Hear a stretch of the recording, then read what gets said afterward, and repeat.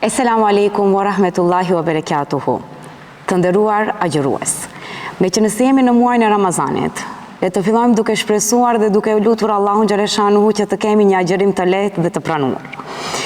Muaji i Ramazanit është muaj në të cilën ka zbritur Kur'ani. Allahu xhaleshanuhu këtë muaj përveç se e bekon me një adhurim të veçantë siç është agjërimi, e ka bekuar me zbritjen e Kur'anit, në të cilën në këtë muaj fshehet nata e Kadrit, ajo e cila është më e vlefshme se 1000 muaj tjerë. Pasi që ky muaj titullohet për ndryshe muaji i Kuranit, le të jetë një shenjë për ne si fillim për të kuptuar mesazhin hyjnor. Le të jetë fillimi jon për të mësuar se çfarë Zoti neve na ka porositur dhe çfarë Zoti prej nesh ka kërkuar nëpërmjet Kuranit famëlart. Duke u nisur nga kjo, unë zgjodha që për sot ta kemi mesazhin hyjnor nga Allahu xhaleshanuhu, i cili është i fshehur në ajetin e 12 të surës Huxhurat.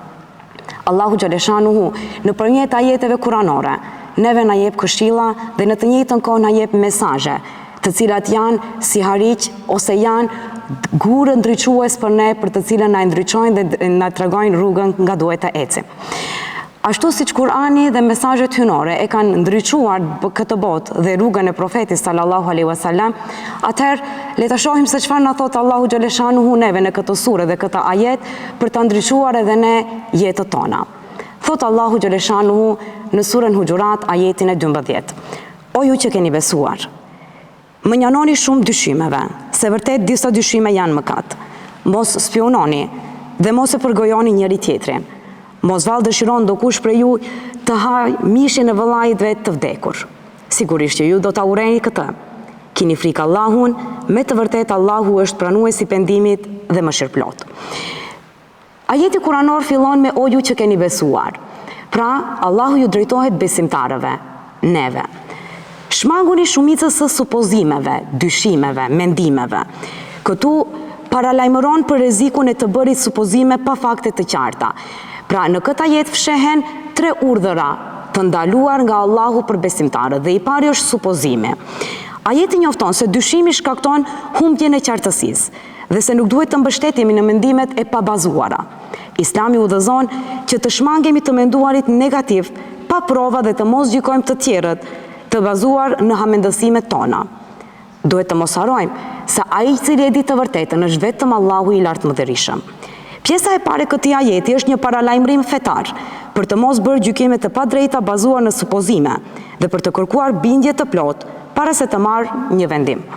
Ky parim është i rëndësishëm në jetën e përditshme për të shmangur keqkuptimet dhe shpifjet. Megjithatë, jo çdo supozim është i gabuar, sepse ashtu si thot ajeti kuranor, largohuni nga supozimet, sepse shumica e tyre është e gabuar ose është mëkat, atëherë nuk kuptohet se ka supozime të cilët nuk janë mëkat dhe nuk janë të gabuara. E kush janë këto? Për shembull, në situata ku një njeri duhet të marrë një vendim, bazuar në supozime, në informacione të pjesshme, por që ka arsye të forta për të supozuar diçka, atëherë është e drejta e atij të ndjek këtë rrugë. Ky është një mësim moral dhe fetar për të qenë më të kujdesshëm ne si besimtar me mendimet dhe gjykimet tona, në mënyrë që të shmangim keqkuptimet dhe padrejtësitë në shoqëri.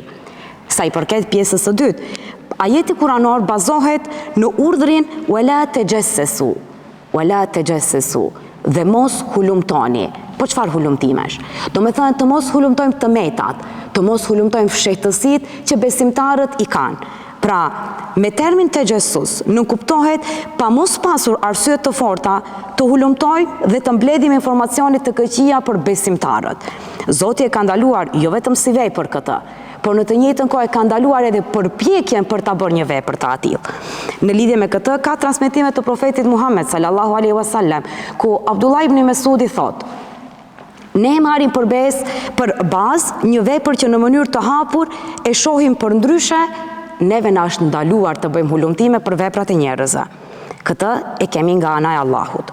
Disa nga dietarët kanë bërë dallime në mes fjalës tajassus dhe tahassus. Fjala tajassus është ashtu siç e tham pak më herët, ndërsa fjala tahassus është të përpiqemi për të mësuar dhe për të bërë vepra të mira. E kjo është ajo që është e lejuar dhe që kërkohet prej besimtarëve musliman.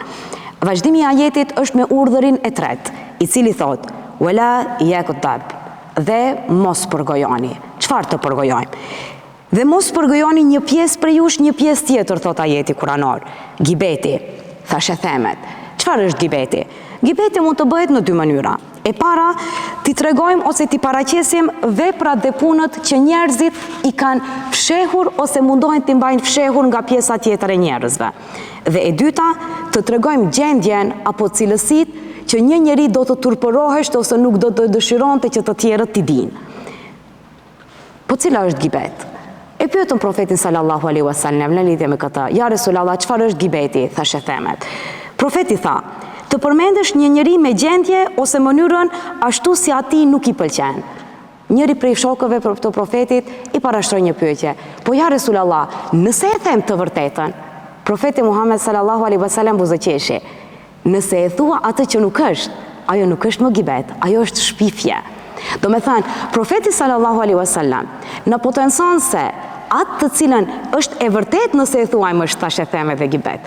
Ajo që nuk është e vërtet, ajo ka dalë nga mëkati i gibetit. Ajo ka kaluar në një mëkat tjetër që është shpifja. Allahu Gjeleshanuhu, duke dashur të na tregoj barën e rëndë të këtij mëkati, ka bërë një ngjasim në Kuranin famëlar. Në fillim e përmendëm ajetin kuranor: mos vallë dëshiron ndonjëri për jush të hajë mishin e vëllait të tij të vdekur.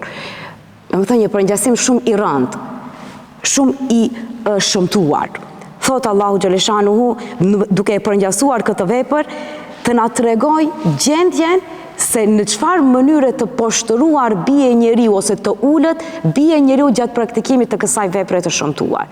Do me thënë, një njeri, një mish të ngordhur të një kafshë nuk don ta haj.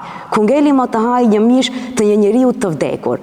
Do me thënë, ngjashmëria me këtë vepër të shëmtuar tregon se sa i ulët duket njeriu gjatë praktikimit të gibetit. Pra, që të dyja janë në një nivel më të lartë të shëmtimit. Ajeti kuranor përfundon me paralajmërim. Çfarë paralajmërimi? Thot: "Wattaqullah", dhe jini të devotshëm. Çfarë do me thënë të jemi të devotshëm? Të kemi frikë Allahun dhe të kujdesemi të mos dalim kundër dhe të mos jemi kryelart ndaj ligjeve të Zotit. Do me thënë, pasi Allahu Gjeleshanuhu na urdhëron 3 ndalesa, në fund na thot se kjo është e caktuar dhe e përfunduar nga ana e Zotit. Pra, mos dil kundër. Ai është shumë i mëshirshëm dhe pranon shumë pendimin. Vazhdon përfundimi i ajetit. Pra, na tregon se sado që të gabosh, dera e pendimit është e hapur tek Allahu Gjeleshanuhu. Andaj, le ta përfundoj mesazhin hyjnor me një dua e cila do të na ndjek neve ose do të na shoqëroj gjatë muajit të Ramazanit. O Allah, na i fal mëkatet tona, na prano pendimin ton dhe na bëj nga ata që dalin nga Ramazani të pastër si në ditën kur linden. Amin. Wassalamu alaikum wa rahmetullahi wa barakatuhu.